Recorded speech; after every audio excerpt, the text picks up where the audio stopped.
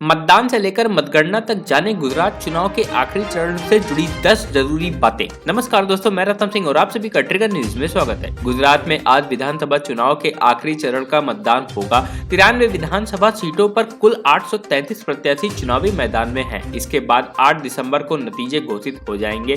चुनाव में मुख्य तौर पर लड़ाई सत्ताधारी भाजपा और कांग्रेस और आम आदमी पार्टी के बीच है।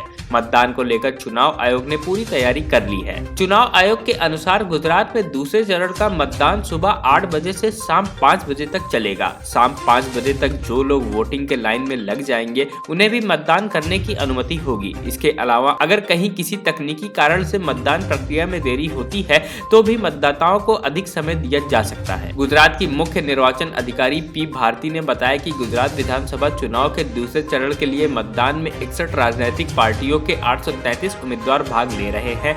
कुल 2,51,58,730 मतदाताओं के नाम सूची में हैं। इसमें 1,29,26,501 पुरुष और इसमें 1,22,31,335 महिला मतदाता हैं। अन्य मतदाता 894 हैं। मतदान के लिए 26,409 मतदान केंद्र बनाए गए हैं। चुनाव आयोग के अनुसार इसमें 37,432 बैलेट यूनिट, कंट्रोल यूनिट 36,157 और वीवीपैट 40,066 इस्तेमाल कर रहे हैं। मतदान कर्मचारियों की संख्या 1,13,325 है। दूसरे चरण में 14 जिलों की 93 सीटों पर चुनाव होगा। इन जिलों में बनासकांडा, पाटन, मेहसाणा, साबरकांडा, अरावली, गांधीनगर, अहमदाबाद, आनंद, खेड़ा, महिसागर, पंचमहल, दहोदा, वडोदरा और छोटा उदयपुर शामिल है। यानी दूसरे चरण में मध्य और उत्तर गुजरात की सीटों पर चुनाव संपन्न होगा। दूसरे चरण के चुनाव में मुख्यमंत्री और अन्य 8 मंत्री मैदान में हैं, जिसमें स्वास्थ्य मंत्री ऋषिकेश पटेल,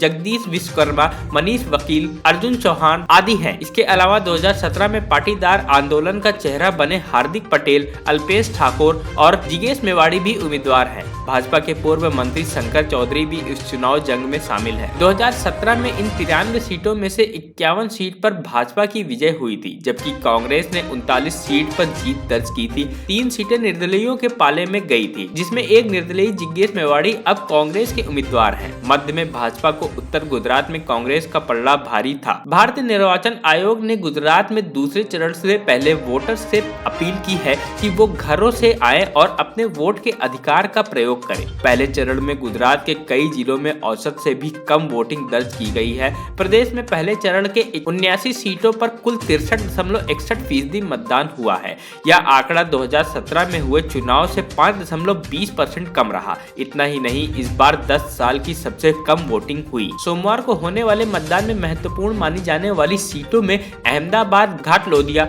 नरोडा, वटवा, विसनगर, थराद, महिसार, विरामगाम, गांधीनगर दक्षिण, खेड़ ब्रह्मा, मांजलपुर, वघोडिया, खेरालू, दसकोई, छोटा उदयपुर, सकेंडा आदि शामिल हैं। दूसरे चरण में चुनाव लड़ रहे 94 प्रत्याशी ऐसे हैं जिनके पास 5 करोड़ या इससे अधिक की संपत्ति है। इसके अलावा 74 प्रत्याशियों के पास 2 से 5 करोड़ रुपए तक की दौलत है। 147 प्रत्याशियों ने अपने चुनावी हल्फनामे में बताया है कि उनके पास 50 लाख रुपए से लेकर 2 करोड़ रुपए तक की चल और अचल संपत्ति है। 227 प्रत्याशियों के हल्फनामे के अनुसार उनके पास 10 से 50 लाख रुपए तक की संपत्ति है। 281 प्रत्याशी ऐसे हैं जिनके पास 10 लाख रुपए से भी कम दौलत है। पिछली बार यानी 2017 के मुकाबले तुलना करें तो करोड़पति प्रत्याशियों की संख्या में बढ़ोतरी हुई है। पिछली बार चुनाव लड़ रहे कुल प्रत्याशियों में 24% करोड़पति थे, जो इस बार बढ़कर 29 प्रत्याशी हो गए हैं। सबसे ज्यादा करोड़पति प्रत्याशियों को टिकट देने में कांग्रेस आगे है। कांग्रेस के 86% प्रत्याशी करोड़पति हैं।